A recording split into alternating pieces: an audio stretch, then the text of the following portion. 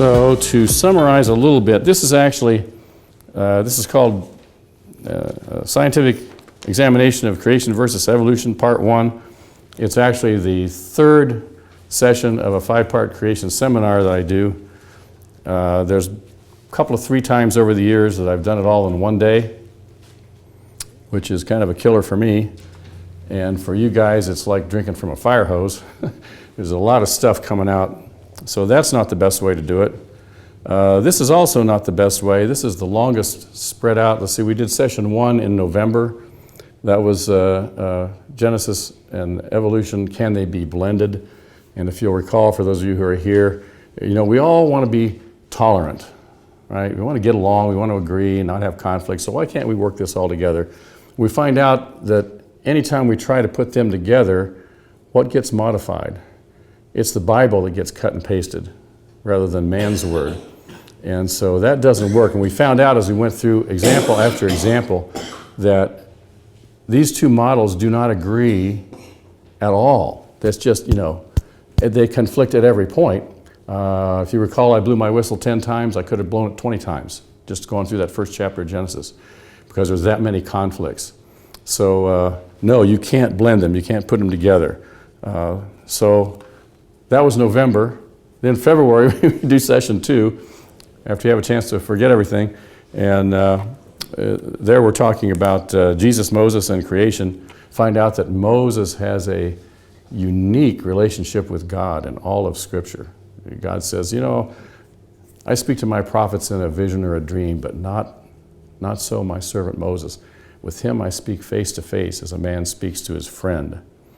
And very unique. 193 times it says in the Scripture, God spoke to Moses saying, quote.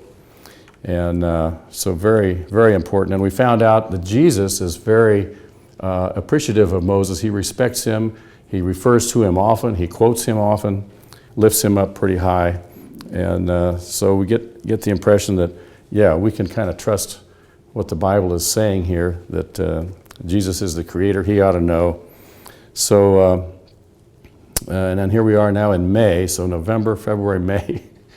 But next month, we will do session 4, which is a scientific examination of creation versus evolution, part 2. So we'll have 2 of them at least 1 month apart. Probably the best way to do this is to do it every week, which is not too fast, not too slow. You can remember what we did last week, but we'll get through all of it. So in any case, the way I like to think of this, as we're looking at these areas of science, the various disciplines, I kind of picture a mountain out here that's kind of curved like an amphitheater type thing, a mountain curved, and there are tunnels, various tunnels. It's dark in there, but they're labeled. And these various disciplines we're going to be talking about, geology, astronomy, biology, and so on. And I picture the true believer, the poor evolutionist is standing here, and he's going to examine each one of these. And with each, it's the same thing. He comes up to each, like this first one, the geology tunnel, and he sees a light at the end of the tunnel. And he says, this is the one that's going to prove evolution for me. You know, I know what I'm doing. And he starts down the tunnel, and what does he find? Wasn't the light he was expecting. It's the creation train barreling down the track right at him. Every single one of these disciplines.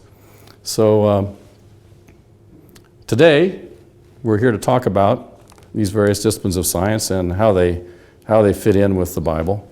And the first thing we have to understand is our terms here, because when we hear the word science, we think of the guy in the white lab coat, you know, with the pocket protector and the pens and so on, doing experiments. And we think these guys are really sharp, and they are. But there's 2 kinds of science here, and that's what we call operational or empirical science, as opposed to historical science. And historical science is looking at things in the past and trying to figure out what happened. Now, the operational science is observable, testable, repeatable. That's what puts man on the moon. It puts these little things in my pocket that can not only make a phone call, but do 300 other things that I don't even have a clue what it can do. That is operational science. And it's solid. I mean, an example of that is at sea level, on a standard day, you can put a pot of water on the stove and stick a thermometer in there, and it's going to boil at 212 degrees Fahrenheit. And you can do that experiment over and over and over again. That is operational science. Historical science, we are now looking at something in the past. It is not observable. It's over with. It's not testable. It's not repeatable. And it doesn't mean that science is useless in looking at those things. We just have to understand that it's not cut and dried. There's a lot of assumptions that fall into that. And in fact, certainly we can use the tools of science, which are logic and observation, to get an idea, looking at the world around us, which one of these models better explains what we see, the biblical model or this evolutionary model. And so science is not worthless at all in there. But in fact, when we're talking about things that happened in the past, that's not really a science question, is it? It's a history question. And aren't we fortunate that we have in our hands the history book of the universe? It starts at the beginning. How cool is that? So we've got all the history laid out there. And so we got to keep that in mind as we're looking at some of these things. And another thing, a misconception that we have to deal with, is this idea of the evidence that we gather. And most people would say, well, we've got, in this case, the blue chunks there are creation evidence, and the orange chunks are evolution evidence. And so whoever gets the bigger pile wins, right? But the fact is, that's not true, because all the evidence is the same. We've all got the same Grand Canyon to look at. We've all got the same moon and stars to look at. And so the evidence is the same. So if the evidence is the same, how can there possibly be a dispute? Okay? And we're tugging here, no, this is my evidence, no, this is my evidence. Well, the reason there's a dispute, even though the evidence is the same, we are interpreting that evidence through our religious worldview. The glasses, if you would so think, that you're looking through those glasses, and that's a filter. And based on your religious worldview is how you're going to interpret the evidence that you see, because you're looking at the same evidence. And how does that work? Let me give you an example here. Here we are at the Grand Canyon, and on the left we have an evolutionist look at that canyon, and he says, wow, a little water over a very long time did this. Standing right next to him is a creation scientist looking at the same canyon, and he says, wow, a lot of water over a very little time did this. Two totally different interpretations of the same evidence, the same fact they're looking at. And again, that's because their religious worldview is different, and so they're going to interpret that evidence differently. And we won't get into total detail on the Grand Canyon, but we'll get a look at some things. And I can tell you, as I've been looking at this for over 30 years now, the closer you get, the deeper you get in the Grand Canyon, it is screaming no to the billions of years. It is screaming catastrophe. There's rapid things going on there. But again, this is just an example of how you can get two different interpretations looking at the same thing, same evidence. Okay, so now we can start off here with our examination of creation versus evolution. And we're going to look at 4 disciplines of science tonight, and we'll look at some more next month. And so this first one here is we're going to look down that geology tunnel, because surely geology proves evolution. I mean, you can look at those rocks and they look old, right? And somebody told me that once. I said, well, I don't know how you can tell how old a rock is by looking at it. But that's the general view. That's what we're taught, that we've got these layers that have been there laid down over millions and millions of years. So you've probably all seen a diagram like this, maybe in your textbook, called the geologic column. Does that look familiar to you guys? And it's got these really neat names on here, like Cambrian, Precambrian, Ordovician, Silurian, Devonian, Mississippian, Pennsylvanian. You get up here Triassic, Jurassic, and so on. you've got all these layers that are labeled, and they're supposed to be in order time-wise, so at the bottom, that's supposed to be a long time ago. And then now in this particular chart, they also put some critters off here to the right.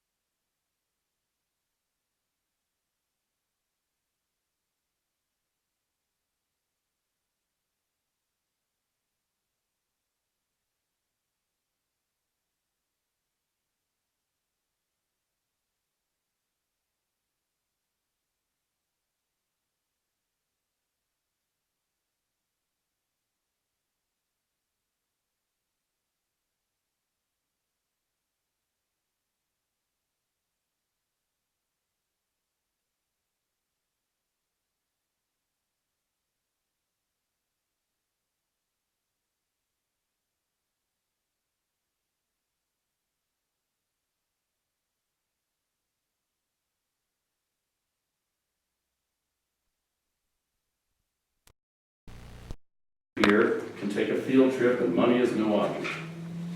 We can go anywhere in the world that we want to go. You tell me, where can we go where we might have the best chance of seeing this geologic column with all these different layers? Don't all speak at once? No. Grand Canyon. Who said that? Grand Canyon. Excellent answer. It's wrong. No, excellent answer. Certainly a lot of layers there, aren't there? That thing's a mile deep. But what's the problem? Well, Grand Canyon has some layers that are out of order. There's one that they call, I love these terms they come up with when it doesn't work out right. It's called the Great Nonconformity. And the Great Nonconformity says, in between here, we're missing 200 million years of history. And the National Park Service, if one of you guys has made off with those, they'd really like you to put them back. Okay?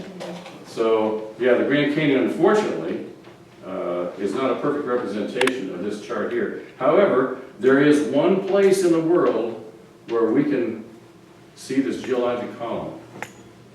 Where do you suppose that is? Excellent. What do you say? Right there. You're looking at it. In the book.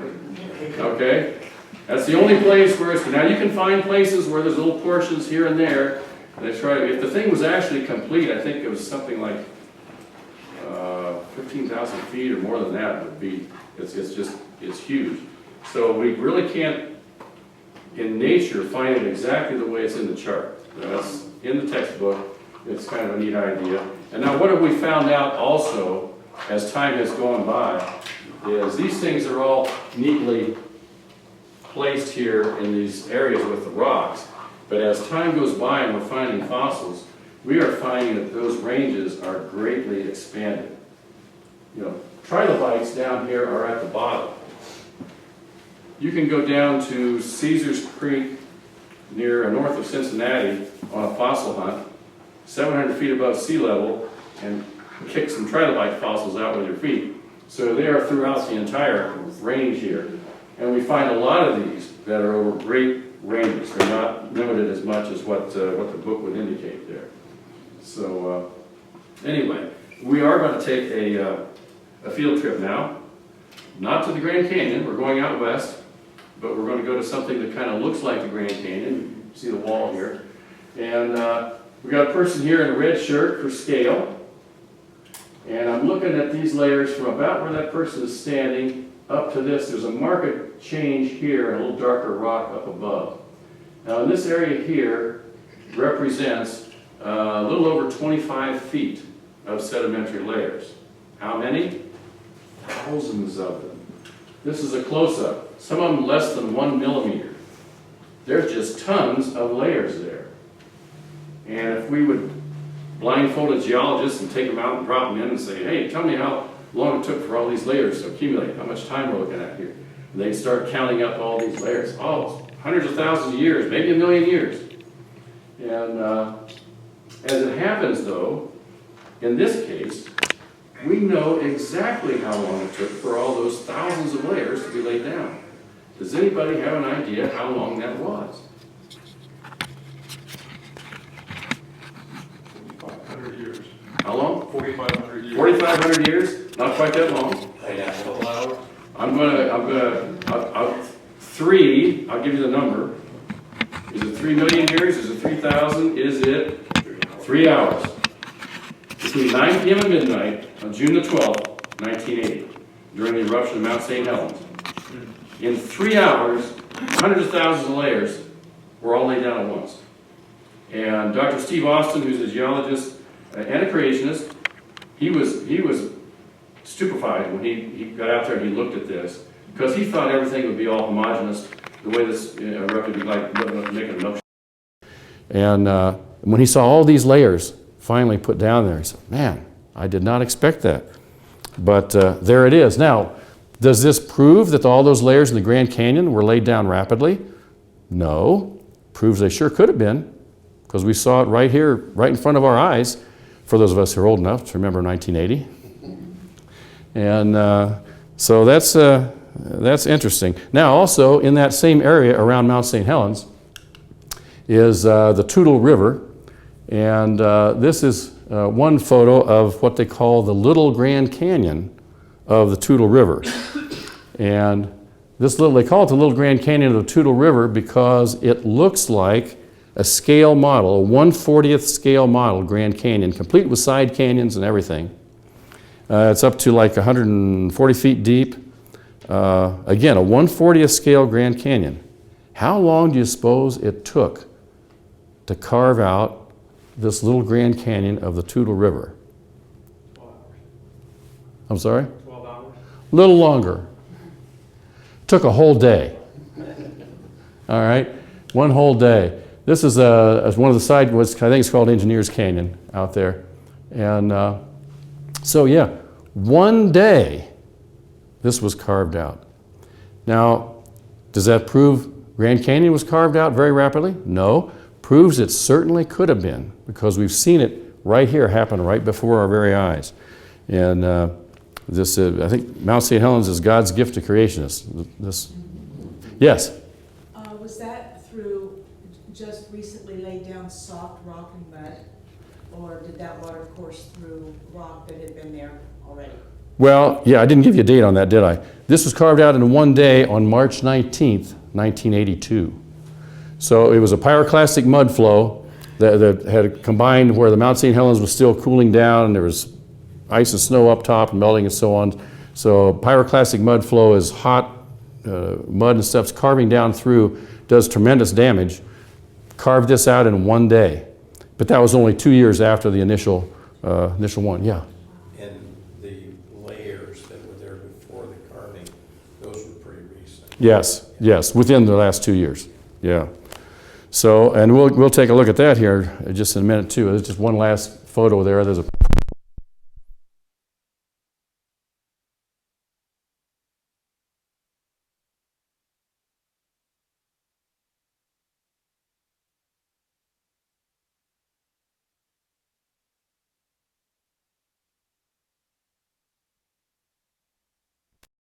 and here's some people for scale, and this is bent just like a horseshoe here.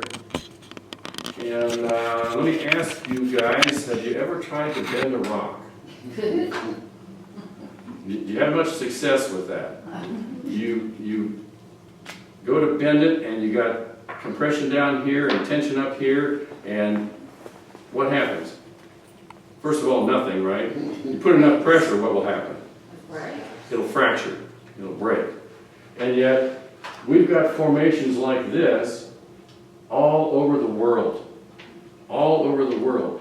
And this evolutionary model tells us, well, this layer was laid down here, and then a few million years later, this next layer was laid on top of it, and then so on like that, with all these millions of years going by. How can that possibly be happening? Let's take a look at another example. This is a magazine, and you can see these rocks are bent in an S pattern. And there are multiple layers. You can look across here, all those multiple layers. And another example here where we've got the rocks are kind of on this side. You see this big dip here? And all these layers are bent. Now, how can that happen if we've got millions of years involved? On the other hand, let's just speculate that at some time in the past there was a massive global flood. I read about it somewhere.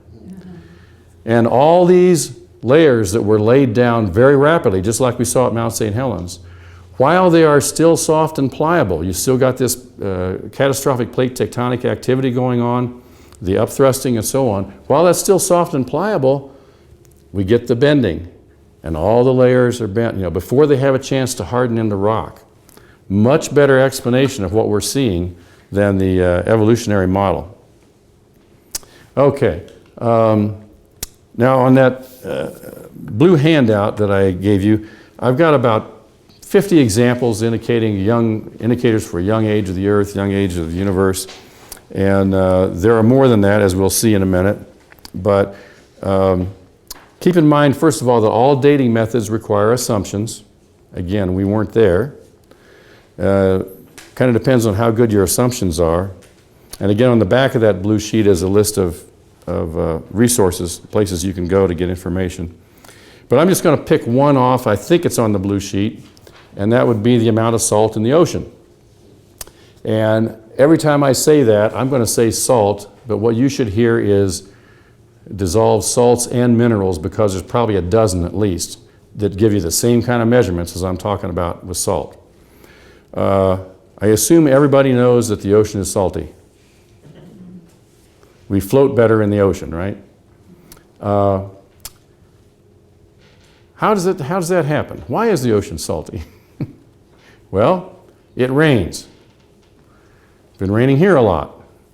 Water flows off, washes off the land, all these salts and minerals, goes into the streams, the rivers, makes its way out into the ocean. Then we have this hydrologic cycle.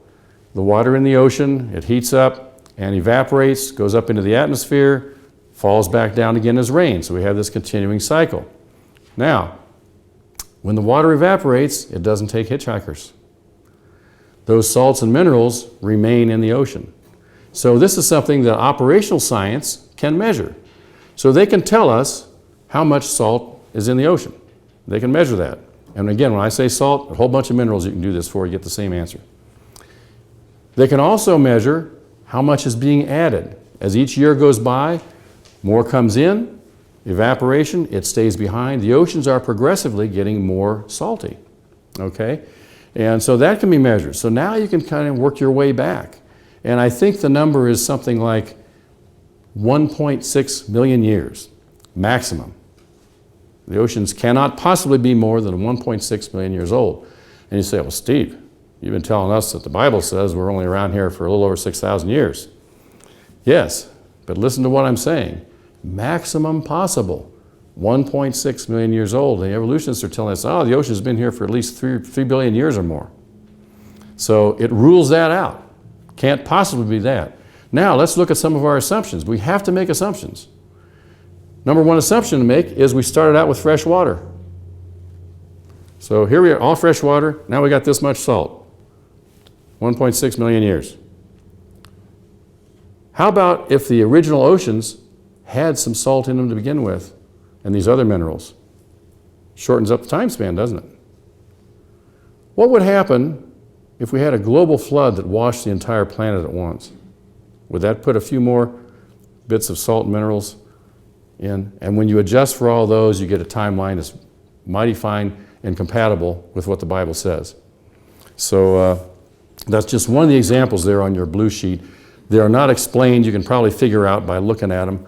And again, every one of those does require assumptions. Any dating method does. But it's a matter of how valid your assumptions are. And as we're going to see next month when we're looking at some of the assumptions involved in radiometric dating, for example. So the bottom line is there are hundreds of processes that set limits on the age of the Earth and the universe, and over 90% of them refute the billions of years. Over 90%. Now, if you were a scientist in the lab doing experiments, and you got over 90% of your experiments gave a result indicating this way, and less than 10% this way, would you throw away the 90% and concentrate on the 10? Or would you say, boy, this looks pretty solid here. Let me see if I can find out what might be wrong with these little 10% of what we're seeing here. But that's not happening because, again, we're talking about worldview, religious worldview. And as one scientist said, we cannot allow a divine foot in the door. So we're going to reject anything that might agree with the Bible, and we're going for these because we really need, first of all, if you're an evolutionist, you've got to have billions of years because nobody is going to believe a frog turns into a prince overnight. You got to have, a lot of time for that. And so they're really, really anxious about the time. Okay, so that's a look down the geology tunnel. Let's go take a look down the paleontology tunnel and see if we can, and paleontology is a study of fossils. So, and surely that's going to prove the evolutionary model because that's what we're told in our books, right? These fossils indicate that. Well, let's look at these two models and see what they would predict. What would evolution predict? Well, evolution tells us that we go from pond scum to people, frog to a prince, fish to philosopher, from goo to you by way of the zoo. That's the evolutionary story, and it doesn't happen overnight because you've got to have all these incremental changes to get from one to another. And the changes are immense. Just to get from invertebrates to vertebrates, huge change. So therefore, you need gobs of transitions to make this happen, And again, each transition has to be in the right direction, right? Because this invertebrate is trying to grow a backbone. But now, wait a minute, if you ask the evolutionists to say, no, this is unplanned, this is accidental, there's no design, there's no plan here at all. It doesn't know where it's going, it just gets there, okay, by accident. So the evolutionary model would predict billions of transitional forms. Halfway between a fish and amphibian, for example. We should just be up to our eyebrows in transitional forms. What would the creation model predict? Ken Ham is fond of saying, we would expect to find billions of dead things buried in rock layers laid down by water all over the earth, which is exactly what we find.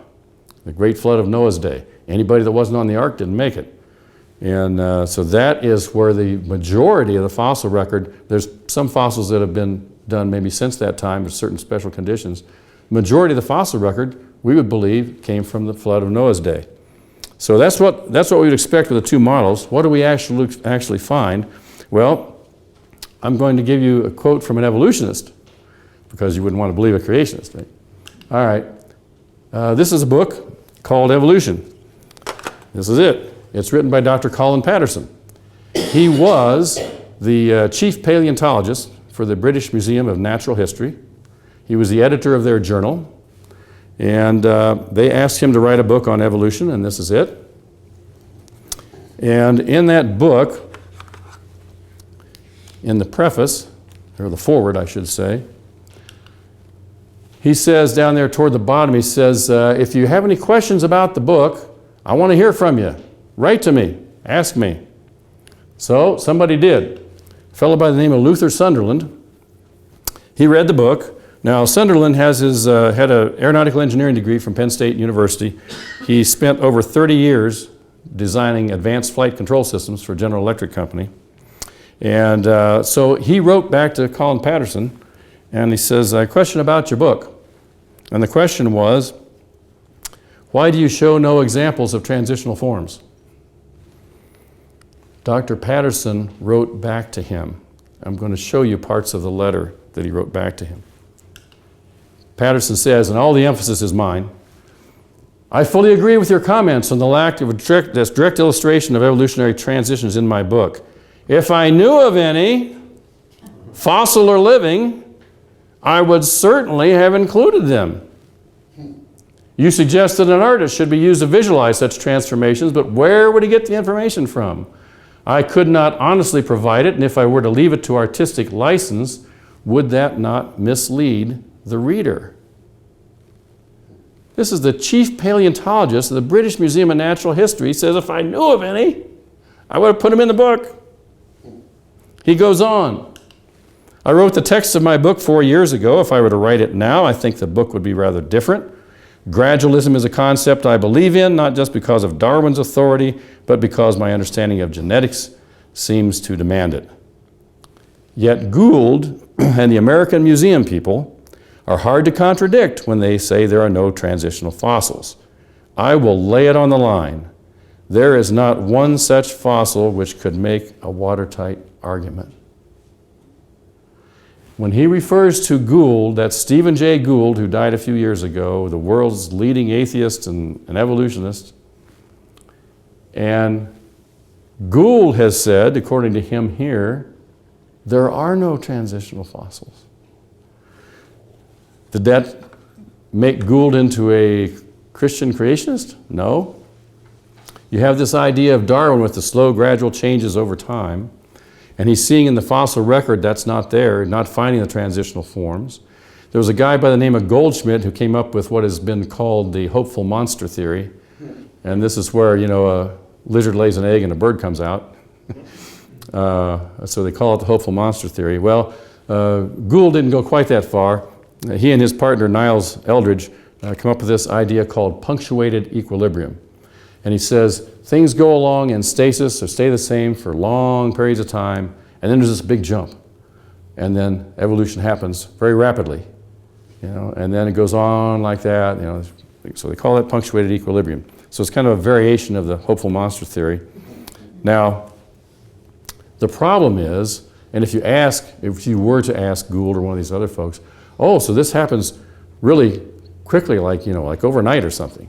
Oh, no, it's just like a few million years. Because see, to these folks, a few million years is a short time. So instead of hundreds of millions of years, just in a few million years, we get this rapid, and I'm looking at that and I say, you know what? A few million years, I bet you we could find a transitional form in that length of time. So there's got to be some kind of record here, and yet there is none. So let's go on with Dr. Patterson's letter here.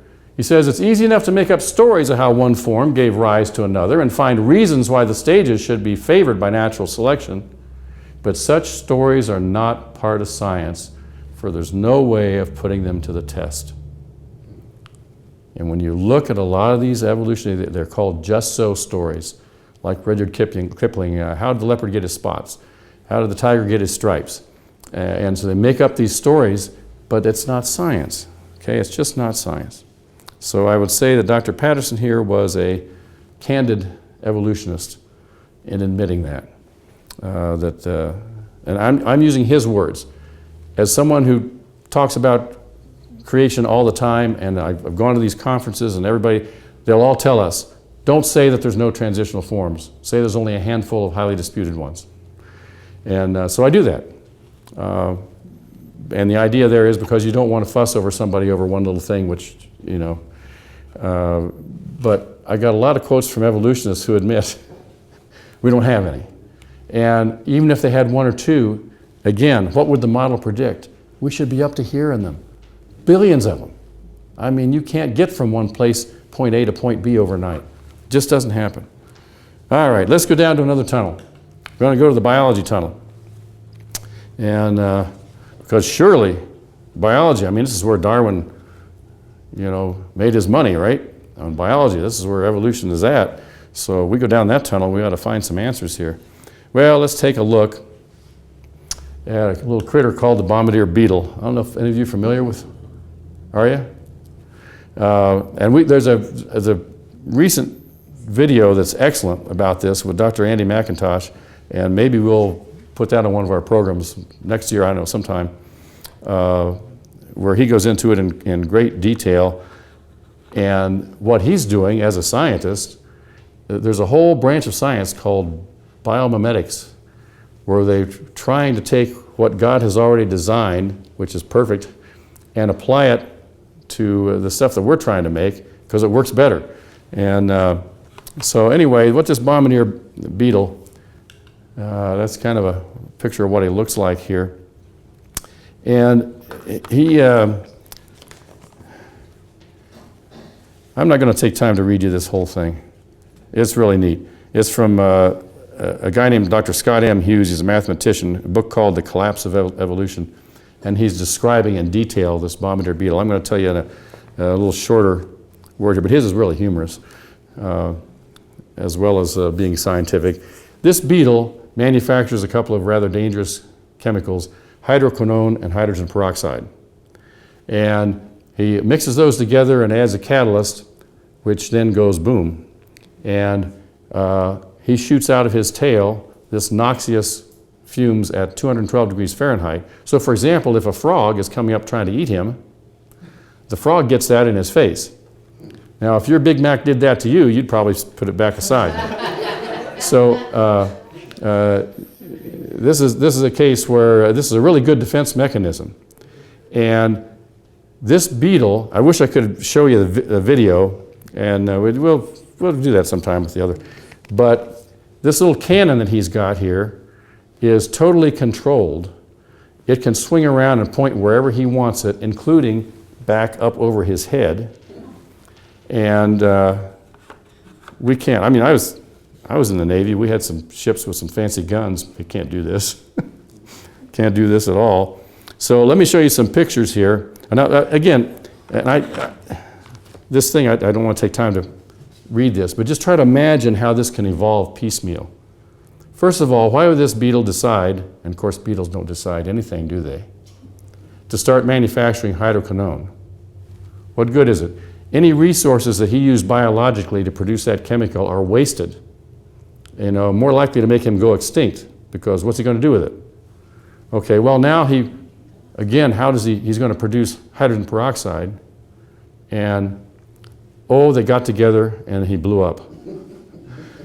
That's the end of the evolutionary story. Okay, but now he's got to invent this catalyst, or the anti-inhibitor they might call it. And again, why would you invent a catalyst if you don't have the chemicals that you want to get going? And if you already do have them and you add the catalyst, again, you blow yourself up. And it's the end of the evolutionary story. You've got to have this combustion chamber to mix these chemicals in safely and then be able to direct it. You've got a command and control system that is absolutely phenomenal. Again, our ships and our missiles are not as good as the bombardier beetle. So let me show you some pictures. Starting in the upper left here, this is a tweezer. So the scientist has this beetle on the mat there, and he gives him a little pinch on the leg. Beetle doesn't like the pinch on the leg. He starts firing. And by the way, when you do this with high-speed photography, it's not just a steady stream. It's like a machine gun, like a ramjet engine, just like that, firing off. And you can see that he can, aim it right at the source. So he's blasting away there. We got a close-up of it. And really good aim. How does he do this? It's just absolutely amazing. And it kind of brings up this point, this concept called irreducible complexity that Dr. Michael Behe put forth in his book, Darwin's Black Box. And he gave an example of a mousetrap. Irreducibly complex. It's only got a few parts. Only a couple of them are moving. If you take one part away of the mousetrap, it doesn't work. It's got to all be there. So it's irreducibly complex. You get down to that point, so you can't build one piece at a time. It's got to all be there at once if it's going to work. And the same thing with this bombardier beetle. Everything had to be in place for this to work. It's a brilliant design. You can't get there piecemeal. It does not work. All right, let's talk about another one that Dr. Michael Behe discovered called the bacterial flagellum. He had a very powerful microscope looking at this bacteria, and he realized as he's studying it there, he says, I am looking at a motor. It's got a rotor, a stator, bearings, bushings, a drive shaft, a clutch, universal joint, a propeller. Even now they've discovered multiple coordinated motors. This thing turns at 100,000 RPM and can reverse direction in a quarter turn. We can't build anything like this on any scale, and here it is operating at the microscopic level. And when I saw this multiple coordinated motors, once upon a time I was a Navy pilot. One of the aircraft I flew was a C-118, which is a military version of a DC-6, 4-engine airliner, 4 big radial engines, R2800s, 2,500 horsepower each, 144 spark plugs altogether. So you got the pilot sitting here, and you got the co-pilot sitting over here, and the flight engineer is between them, and he's got an oscilloscope over here that he can actually check on each one of the 144 spark plugs and see how they're doing at any point in time. So here we are, we're going to take off in this C-118, and 10,000 horsepower in your hand. It sounds impressive, but it's also very heavy, so it's no Corvette. So you're rolling along, and you safely depart the runway, and you raise the landing gear, and you've got the throttles all the way up. Now you come back and pull them back to approximately the right spot, because the pilot's busy flying the airplane, he's getting the throttles about, and he'll say to the flight engineer, set METO power. That's maximum power except takeoff. So now the flight engineer is over here, and he's going to set the RPM on all 4 propellers at the right level. He's going to set the throttles at the right manifold pressure, and away we go. We get a little farther along, and the pilot will reduce again and say, set climb power. And the flight engineer is getting those all 4 propellers exactly, and then it's cruise power, same thing, setting the RPM exactly so that you're not vibrating. They're all at the same level. Get the manifold pressure so it's just right, check the carburetor air temperature and get that, and the oil temperature and all that sort of thing. Guess what? The bacterial flagellum doesn't have a flight engineer. And yet it's got multiple coordinated motors. 100,000 RPM can change direction in 1/4 turn. Absolutely amazing. And we're asked to believe that it got there by accident. And we can't even do it with all of our brilliant minds. Got there by accident. Okay. I'll do this rather quickly because it's kind of old news, but it's still interesting. IBM. You know the folks that make computers? This goes back quite a few years now, probably 15 years or more. They set out to build a $100 million supercomputer. And the job of this supercomputer was to simulate a basic biological process called protein folding. Proteins like insulin are assembled as long chains, which often then must be folded into the correct 3-dimensional shape to perform their function. Now, when bad folding occurs, you get things like mad cow disease, Alzheimer's, cystic fibrosis. So it's really serious. This folding has to be just precise. So IBM is going to spend $100 million to build this supercomputer, which would be designed to run 500 times faster than the current fastest computer. 5 years to build it. In November of 2004, it became the fastest in the world, clocked at 478.2 trillion floating operations per second. I don't know what that means, but it sounds cool. That's pretty fast. Now its peak speed is at 596 teraflops at the Lawrence Livermore Labs. So, why is this significant that they spend all this money, the world's fastest computer, and they estimated it was going to take this fastest computer about 1 year to run a computer simulation of the folding of a single protein. A year on the fastest computer. Guess what? As you sit here this evening, the cells in your body accomplish this in 1 second. Routinely. But it's probably just an accident. All right, let's move on to anthropology. Surely, anthropology is going to support evolution because don't we have so many of these missing links, right? The ape men. Well, let's take a closer look. Let's go back to Dr. Patterson talking about an artist's conception. Would that not mislead the reader? Well, here's what an artist's conception looks like. We've got this guy, he's looking at some bones, and he is able to tell us what this creature looked like. That's really neat, huh? These guys are sharp. All right, let's see how that works in real life. This guy is called, anybody know? Your next door neighbor? No? Nebraska Man.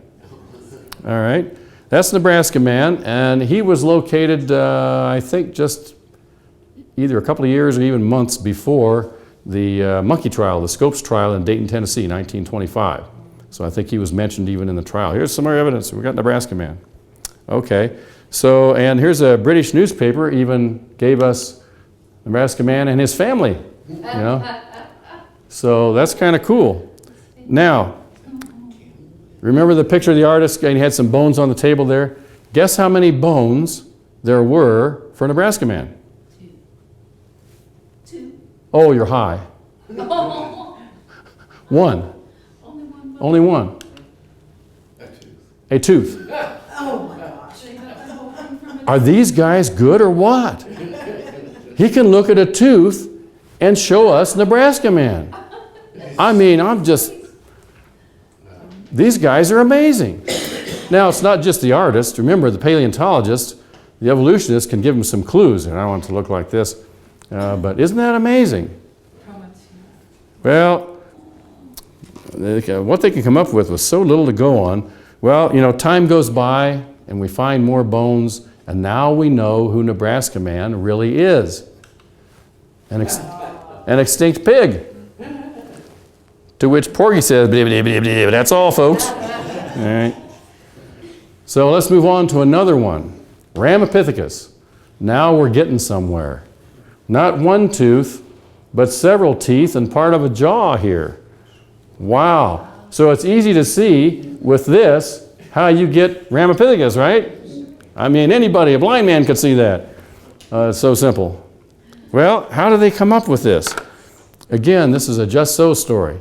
Okay, they kind of look at those teeth and they say, well, you know, his canines are not really powerful enough for him to chase down dinner that way. Therefore, he must have stood upright, must have been able to grip a weapon, and that's how he got dinner. That gives us Ramapithecus, based on part of a jaw. Well, and here we show a chart that shows Ramapithecus actually on the human family tree.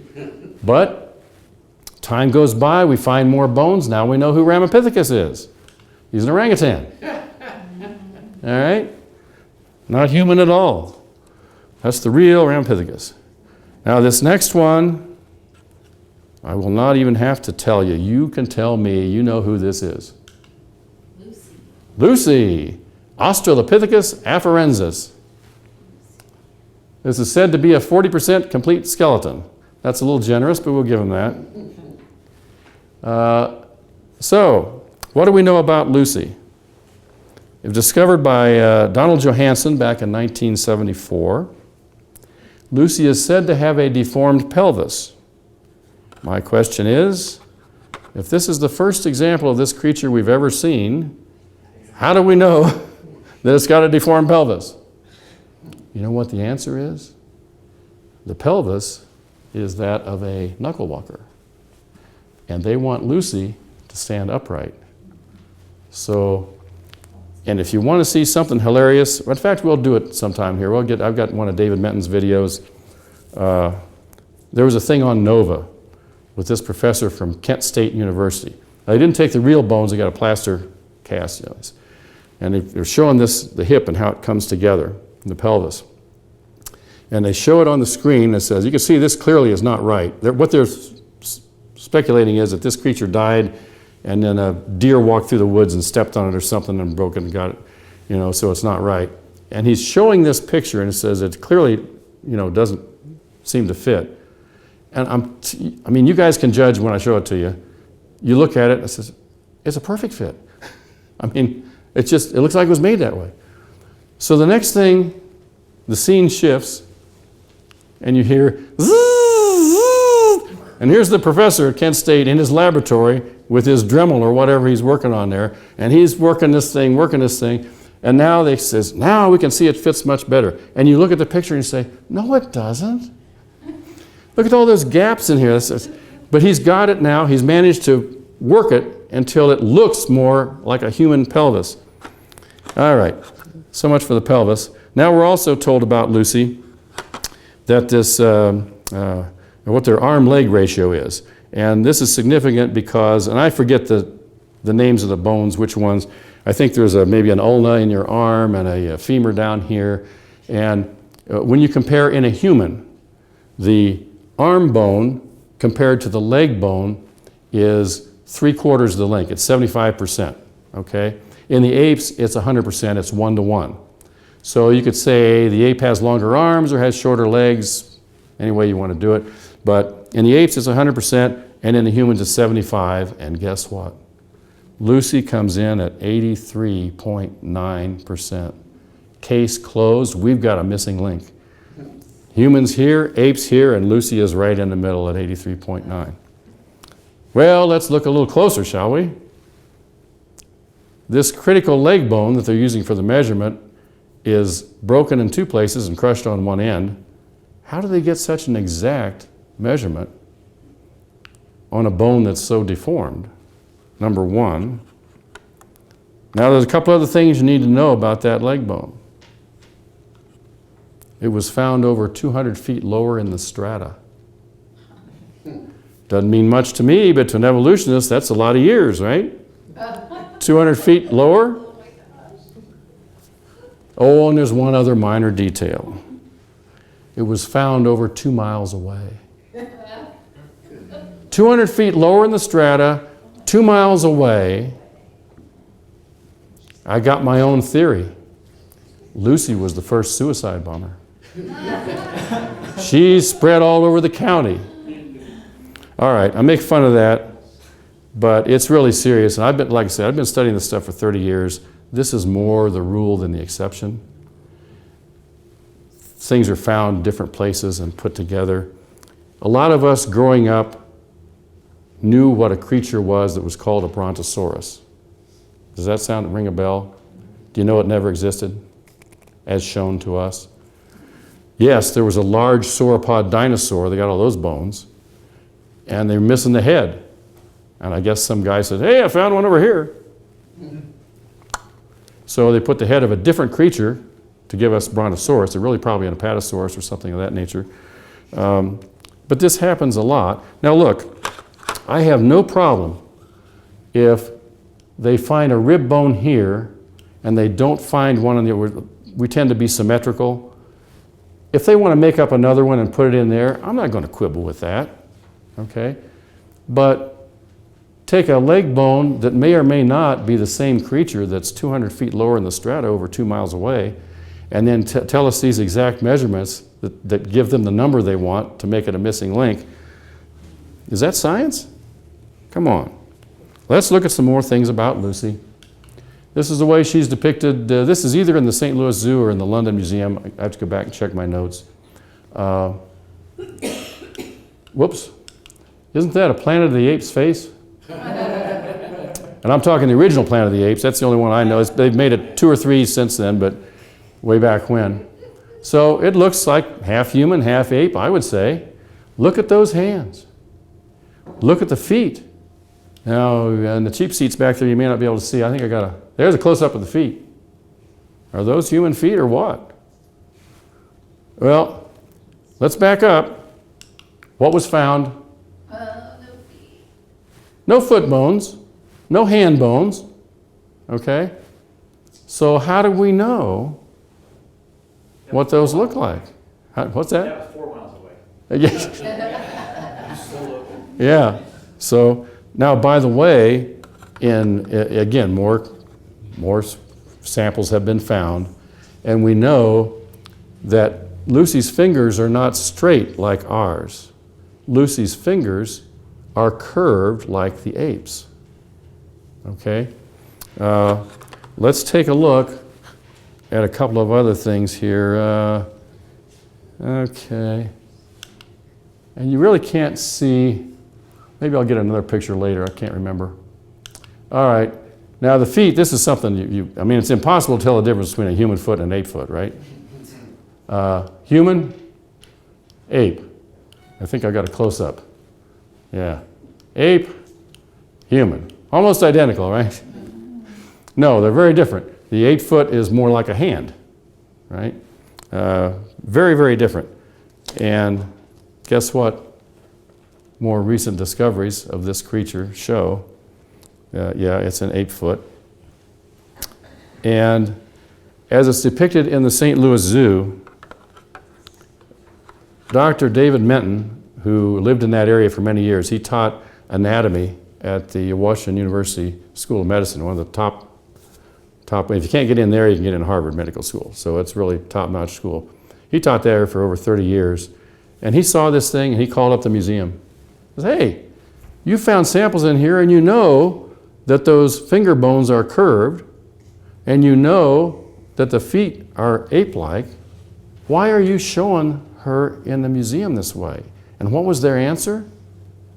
They said, yeah, we know, but that's not the idea we're trying to get across. Is this science? Is it, I mean, really? What else do we find out about Lucy? Now that we get more bones, we find out that her wrists are locking wrists like the knuckle walkers. We don't have that, but they do. They have locking wrists. The connection between the spine and the skull is different. For us who walk upright, it's attached differently for the apes. Lucy, Australopithecus afarensis, has the ape-like attachment. The organs of balance. You guys all know about the semicircular canals you got in here around your ears, and they're in all 3 dimensions. And so that we can close our eyes and we can tell roughly where we are. Standing here, again, as a former Navy pilot and flight instructor, I can tell you that if I put a blindfold on you, I can make you think anything I want, which is why you use instruments when flying rather than when you're in the clouds, rather than your seat of the pants or up here. But this works very well if you fall asleep in your chair. You'll know, you'll know when you, and again, these semicircular canals are oriented differently in the apes than they are in humans. Lucy's ape-like, because not walking upright. Not that she couldn't, but that's not the normal. Okay, in April 2007, they also discovered, in looking at the jaw hinge, that is ape-like rather than human. So, oh, by the way, too, it seems like Lucy is probably a he instead of a she. Did they get anything right? I mean, really. So now we know who Lucy is, a pygmy chimp. So why is she still in the textbooks?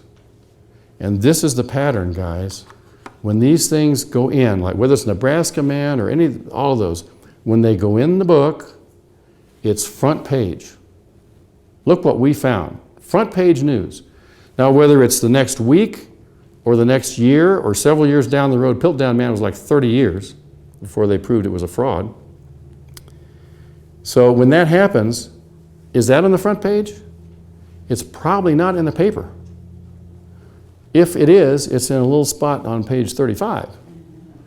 And is the next textbook, does it have an apology saying, oh, I'm sorry, we made a mistake? No. It'll just fade out of the textbook when they have a new one to replace it. Okay. But still, Lucy went on tour probably 3 or 4 years ago. Yeah, now, there's lots of models here, there, and yonder, plaster models, but the real bones got to make their way around to several different museums around the country. Just within the last few years, I don't know, no more than maybe 4 or 5 years ago. And this is still being taught, and it's I even saw Johansson was talking to a group of atheists at a convention. I don't know how long ago that was. I saw it on film.